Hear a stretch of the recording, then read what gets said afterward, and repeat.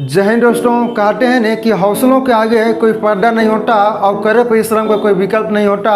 कि हौसलों के आगे कोई पर्दा नहीं होता और करे परिश्रम का कोई विकल्प नहीं होता।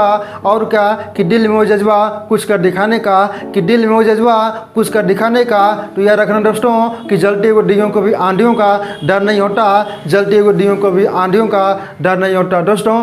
तो आज की इस वीडियो में मैथ के कुछ स्पेशल क्वेश्चन को इस वीडियो में शामिल किए हैं दोस्तों। और ध्यान रहे कि उन्हीं प्रश्नों को इस वीडियो में शामिल किए हैं जिनके एग्जाम में आने की संभावना सबसे अधिक हो दोस्तों। इसलिए आपसे इस रिक्वेस्ट है कि इस वीडियो में बने रहिएगा दोस्तों, और साथ ही साथ सारे प्रश्न को अपने आप से भी सोल्व करने का प्रयास जरूर कीजिएगा दोस्तों। तो आइए हम बारी बारी से सारे प्रश्न को सोल्व करते हैं, जिसमें दोस्तों आपको स्क्रीन पर ये पहला प्रश्न है। ध्यान दें, सभी लोग प्रश्नों को एक बार पढ़ कर समझने का प्रयास कीजिएगा। प्रश्न कह रहा है, यदि पिता और उसके पुत्र की वर्तमान आयु क्रमशः 48 वर्ष और 28.8 वर्ष है दोस्तों। तो ध्यान दें, कह रहा है कि पिता अपने पुत्र से कह सकता है कि जब तुम पैदा हुए थे तब मेरी आयु तुम्हारी वर्तमान आयु का कितना गुनी थी दोस्तों।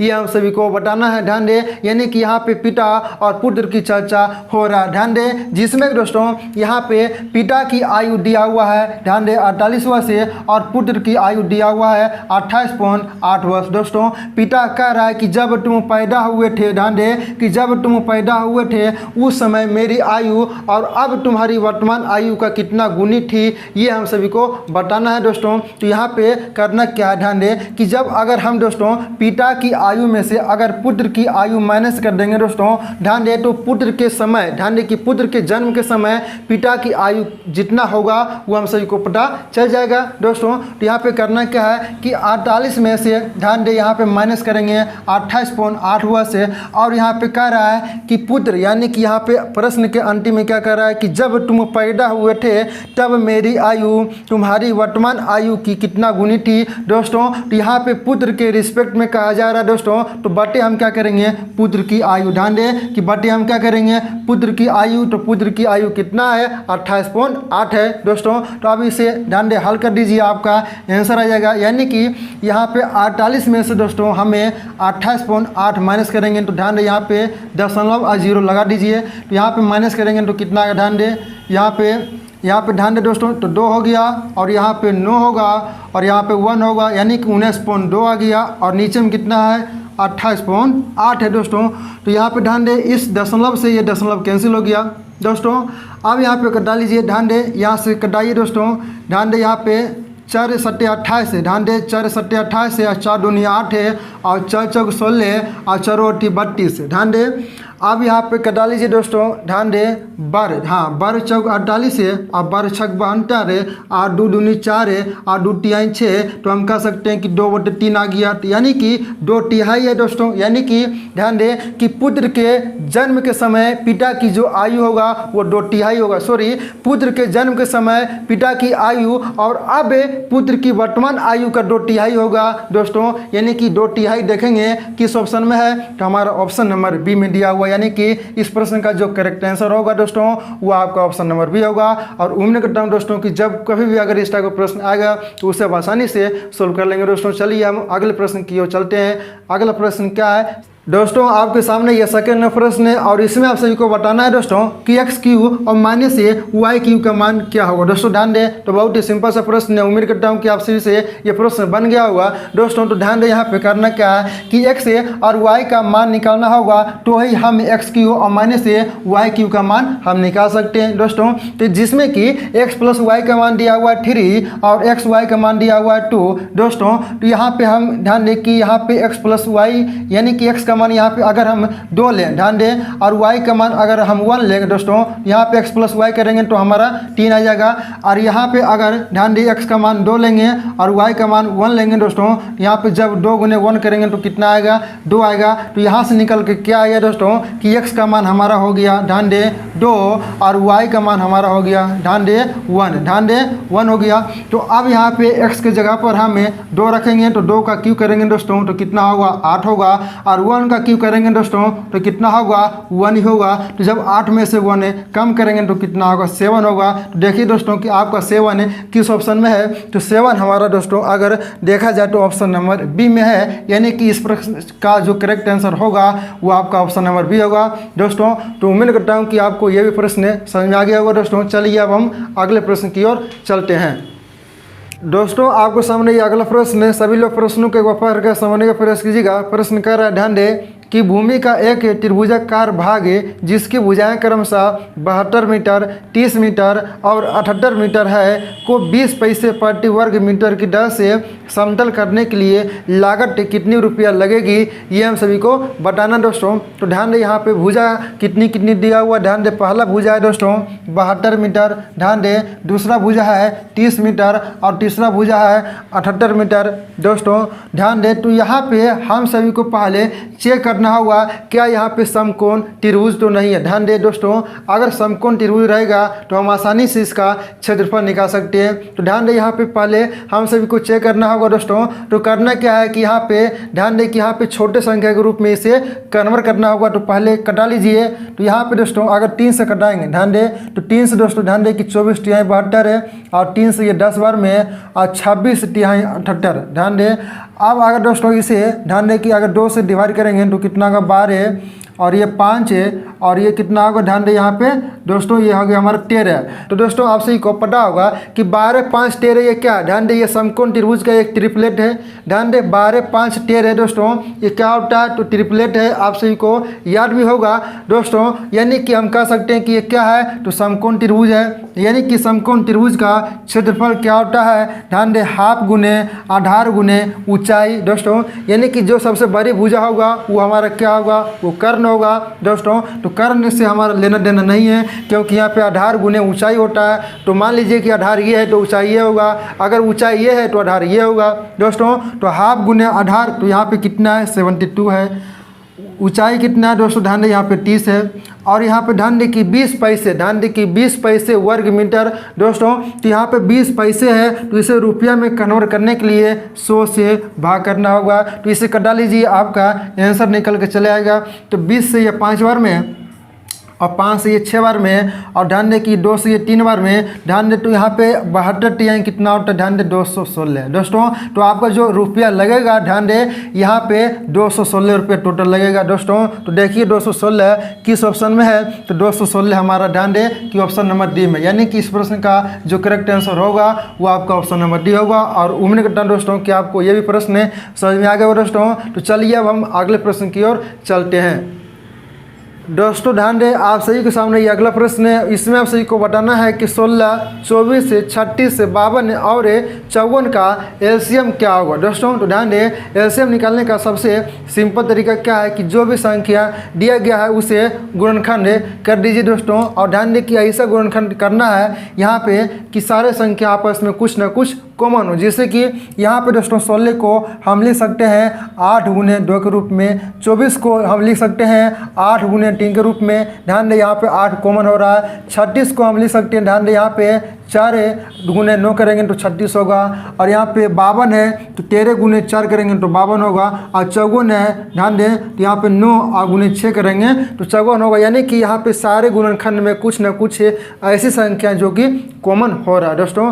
तो अब यहाँ पे करना क्या है, हम 8 कॉमन ले सकते हैं दोस्तों। ध्यान दें जैसे कि यहाँ पे अगर समझने का सबसे सिंपल तरीका दोस्तों क्या है कि जैसे कि अगर भोज का निमंत्रण आता है दोस्तों, ध्यान दें तो उसमें सबसे आगे कौन रहता है, बड़ा भाई। ध्यान दें कि सबसे बड़ा भाई, यानी कि अगर जो उसका छोटा भाई है वो नहीं भी जाएगा तो काम चल जाएगा, लेकिन बड़ा भाई को जाना अनिवार्य है। इसीलिए जैसे कि हम यहाँ पे 8 ले लिए तो 8 के अंदर 2 भी आ गया हमारा और 4 भी आ गया, यानी कि अब 2 और 4 नहीं भी जाएगा तो भी काम चल जाएगा दोस्तों। तो 8 यहाँ पे ले लिए। अब यहाँ पे आगे आया दोस्तों, ध्यान दें यहाँ पे 9, जैसे कि 9 इसलिए ले रहे हैं क्योंकि इसके अंदर 3 भी आ जाएगा। ध्यान दें इसके अंदर 3 भी आ जाएगा, यानी कि 3 नहीं भी जाएगा तो इसका बड़ा भाई जाएगा सिर्फ, तो आपका काम हो जाएगा दोस्तों। और यहाँ पे क्या है 13 है और यहाँ पे आगे क्या है दोस्तों 6, यानी कि 6 को लेना पड़ेगा क्योंकि यहाँ पे ध्यान दें कि इसमें तो 3 आया है और इसमें दोस्तों ध्यान दें कि 3 आया है तो 6 इसमें लेना पड़ेगा ही, क्योंकि इसमें 6 नहीं आया है दोस्तों। तो अब यहाँ पे गुना कर दीजिए, यानी कि यहाँ पे 9 8 72 है और 13 6 के 78 है दोस्तों। तो 72 और 78 जब गुना करेंगे तो ध्यान दें 56 है, ध्यान दें 16 आएगा। कितना आएगा? ध्यान दें 56 है और 16 देखिए किस ऑप्शन में दोस्तों, तो 56 16 आपका ऑप्शन नंबर सी में, यानी कि इस प्रश्न का करेक्ट आंसर जो होगा वो आपका ऑप्शन नंबर सी होगा दोस्तों। और उम्मीद करता हूँ कि जब कभी भी अगर एलसीएम निकालने के लिए कहा जाएगा दोस्तों तो उसे आप आसानी से निकालोगे दोस्तों। चलिए अब हम अगले प्रश्न की ओर चलते हैं दोस्तों। आपकी स्क्रीन पर यह अगला प्रश्न है और इसका मान क्या होगा ये आप सही को बताना है दोस्तों। ध्यान दें तो बहुत ही सिंपल सा प्रश्न है। ध्यान दें तो यहाँ से 11 से कटा लीजिए ये 5 बार में, और जब 18 में से 6 जाएगा दोस्तों कितना बचेगा? 12। और 12 नंबर क्या होता है? 8 से, और यहाँ पे 5 बचा हुआ तो इसमें हम +5 करेंगे तो कितना होगा? ध्यान दें 8 6 हमारा 13 हो गया, यानी कि 113 होगा दोस्तों। तो देखेंगे कि 113 किस ऑप्शन में है, तो 113 हमारा ऑप्शन नंबर डी में दिया हुआ, यानी कि इस प्रश्न का करेक्ट आंसर जो होगा वो आपका ऑप्शन नंबर डी होगा दोस्तों। तो अगला प्रश्न क्या है दोस्तों, आप सभी के सामने ये अगला प्रश्न है और ध्यान दें प्रश्न कह रहा है कि 60 पे पावर 21 से प्लस है 60 पे पावर 22 से प्लस है 60 पे पावर 23 से प्लस है 60 पे पावर 24 से को जब 25 से विभाजित किया जाता है तो इसका शेष यानी कि रिमाइंडर क्या बचेगा, ये हम सभी को बताना है दोस्तों। तो ध्यान दें इस टाइप के प्रश्न एग्जाम में बराबर पूछे जाते हैं दोस्तों, और कई बार एग्जाम में ये प्रश्न पूछा भी गया है दोस्तों। ध्यान दें यहाँ पे करना क्या है कि जब कभी भी अगर इस टाइप का प्रश्न आएगा दोस्तों तो हम यहाँ पे ध्यान दें कि आसानी से 60 पे पावर 21 हम कॉमन ले सकते हैं। ध्यान दें क्योंकि 60 पे पावर 21 से सारे में कॉमन हो रहा है, तो यहाँ पे बचेगा हमारा 1 है और यहाँ पे बचेगा 60 है और यहाँ पे 60 का स्क्वायर यानी कि यहाँ पे बच जाएगा 49 है और यहाँ पे 60 का क्यूब बचेगा दोस्तों, यानी कि यहाँ पे 60 का क्यूब कितना होता है तो आप सभी को पता होगा। ध्यान दें यहाँ पे 200 343 होता है, 60 का क्यूब कितना होता है 343 होता है और इसे भागा करना है 25 से दोस्तों। तो ध्यान दें यहाँ पे 60 एक 8 हो गया और 8 ध्यान दें कि 9 8 17 यानी कि यहाँ पे 57 हो गया और प्लस से 343 है, तो जब 57 और प्लस से 343 करेंगे तो कितना होगा 400 होगा। ध्यान दें 400 और इधर गुने में क्या है तो 60 पावर 21 है दोस्तों, और यहाँ इसे भागा करना है 25 से। तो ध्यान दें तो 25 से ये पूरी डिवाइड हो गया दोस्तों, यानी कि ये 25 से डिवाइड हो गया तो यानी कि इसका जो आंसर आएगा ध्यान दें वो 0 आएगा। क्या आएगा? 0 आएगा, क्योंकि ये 25 से ये पूरी डिवाइड हो गया दोस्तों। देखिए 0 किस ऑप्शन में है तो 0 हमारा दोस्तों देखा जाए तो ऑप्शन नंबर डी में है। और उम्मीद करता हूँ कि आप सभी को यह भी प्रश्न समझ में आ गया होगा, और जब कभी भी दोस्तों इस टाइप का प्रश्न आएगा तो उसे भी आप आसानी से सोल्व कर लेंगे दोस्तों। चलिए अब हम अगले प्रश्न की ओर चलते हैं दोस्तों। आप सभी के सामने ये अगला प्रश्न है। ध्यान दें प्रश्न कह रहा है कि एक लंबे वृत्तीय शंकु की ऊंचाई और तिरछी ऊंचाई क्रमशः 24 सेंटीमीटर और 25 सेंटीमीटर है, ठीक है। और इसमें कह रहा है कि पाई का मान 22/60 मानते हुए शंकु का वक्र पृष्ठ क्षेत्रफल क्या होगा, ये हम सभी को बताना दोस्तों। तो ध्यान दें यहाँ पे आप सभी को बताना है कि शंकु का वक्र पृष्ठ क्षेत्रफल क्या होगा। तो दोस्तों आप सभी को पता होना चाहिए कि शंकु का वक्र पृष्ठ क्षेत्रफल क्या होता है तो पाई r/l होता है, जिसमें दोस्तों ध्यान दें यहाँ पे दोस्तों ध्यान दें कि तिरछी ऊंचाई, ध्यान दें कि ऊंचाई और तिरछी ऊंचाई यहाँ पे दोस्तों दिया हुआ है 24 है और 25। तो दोस्तों यहाँ पे ऊंचाई और तिरछी ऊंचाई क्या होता है तो आप सभी को पता होना चाहिए कि मान लीजिए कि ये शंकु है दोस्तों, ये शंकु है और इसमें ये क्या होता है दोस्तों ये ऊंचाई हो गया। ध्यान दें कि ये ऊंचाई हो गया, ये ऊंचाई जो है ना ये दोस्तों हमारा दिया हुआ कितना, ये दिया हुआ है 24 है और तिरछी ऊंचाई दिया हुआ है 25 है दोस्तों। तो ध्यान दें और यहाँ पे हम सभी को r का भी मान निकालना होगा। ध्यान दें कि r का मान भी निकालना होगा दोस्तों। तो यहाँ पे r का मान किस प्रकार से निकलेगा दोस्तों, तो आप सभी को एक ट्रिपलेट याद होगा कि 24 से, ध्यान दें यहाँ पे 60 24 है और क्या होता है 25 होता है। आप सभी को पता होगा एक ट्रिपलेट है 60 24 से और 25 से, यानी कि ये समकोण त्रिभुज का ट्रिपलेट 60 24 25 होना चाहिए। यानी कि अगर ये 24 है ये 25 है तो ये ऑटोमेटिक है कि ये 60 होगा दोस्तों। यानी कि यहाँ से r का मान भी निकल गया आर का मान यहाँ पे कितना निकला, 60 निकला दोस्तों। यानी कि यहाँ पे तिरछी ऊंचाई यही है 25। आप सभी को पता भी चल गया होगा कि तिरछी ऊंचाई किससे काटते हैं, तो ये तिरछी ऊंचाई 25 है और ये ऊंचाई 24 है और ये हमारा दोस्तों क्या त्रिज्या हो गया 60 सेंटीमीटर। तो दोस्तों जिसमें कि पाई का मान कह रहा है कि 22/60 लेना है और आर का मान कितना निकालें, 60 निकालें और एल क्या है, तो तिरछी ऊंचाई है यानी कि ये 25 है दोस्तों। यहाँ पे ध्यान दें और यहाँ पे ध्यान दें, आप डाल लीजिए, यहाँ पे ज़्यादा कुछ नहीं करना है। तो ये 7 से 7 ये कैंसिल हो गया। अब दोस्तों 25 से ध्यान दें कि 25 दूनी 50 है और फिर से 25 दूनी 50 और 5 55 यानी कि 550। ध्यान दें कि 550 जो है दोस्तों ये आपका सेंटीमीटर स्क्वायर है यानी कि आपका ये आंसर हो गया 550। देखिए किस ऑप्शन में है दोस्तों, तो 550 जो है आपका ऑप्शन नंबर डी में दिया हुआ है दोस्तों। तो उम्मीद करता हूँ कि आप सभी को ये भी प्रश्न समझ में आ गया दोस्तों। चलिए हम एक और प्रश्न को सोल्व करते हैं, वो आज का, ध्यान दें कि वो आज का ये लास्ट प्रश्न होगा। ध्यान दें प्रश्न क्या है।